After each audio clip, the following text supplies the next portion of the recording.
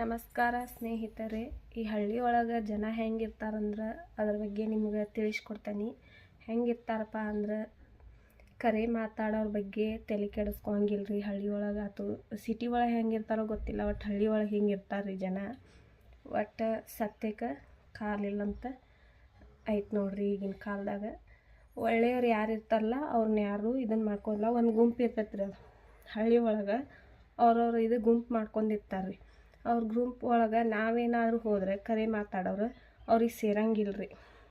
ಹೀಗಾಗಿ ನಮ್ಮನ್ನು ದೂರ ಇಡ್ತಾರ್ರಿ. ಅವ್ರು ಹಿಂದೆ ಮಾತಾಡ್ತಿರ್ತಾರ್ರಿ. ಮತ್ತು ಜನ ಹಿಂಗಿರ್ತಾರೆ ನೋಡ್ರಿ ಹಳ್ಳಿ ಒಳಗೆ ಜನ.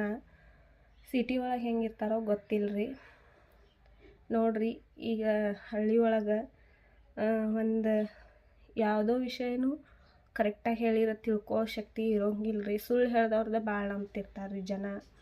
ಒಂದು ಓಣಿ ಒಳಗಾತು, ಒಂದು ಹಳ್ಳಿ ಊರೊಳಗಾತು. ಅದಕ್ಕೆ ಏನಂದ್ರೆ ನಾವೇನು ಮಾಡ್ಬೇಕಂದ್ರೆ ನಮ್ಮ ಪಾಡಿಗೆ ನಾವು ಇರ್ಬೇಕ್ರಿ.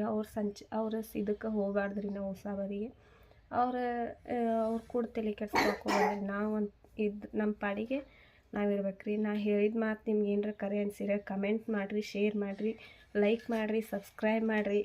ಮತ್ತು ನಮ್ಮ ಸಣ್ಣ ಹುಡುಗಿ ಓದಿದ್ದ ವಿಡಿಯೋ ಐತ್ರಿ, ಅದು ವಿಡಿಯೋ ಹಾಕ್ತೇನೆ ರೀ. ನೀವು ಶೇರ್ ಮಾಡಿರಿ ಮತ್ತು ಕಮೆಂಟ್ ಮಾಡಿರಿ, ಸಬ್ಸ್ಕ್ರೈಬ್ ಮಾಡಿರಿ. ನಾ ಏನರ ತಪ್ಪು ಮಾತಾಡಿದ್ರೆ ನೀವು ತಿದ್ದಿ ಹೇಳ್ರಿ ಮತ್ತು ಕಮೆಂಟ್ ಒಳಗೆ. ಮತ್ತೆ ಸಿಗ್ತೇನೆ ರೀ. ಬಾಯ್.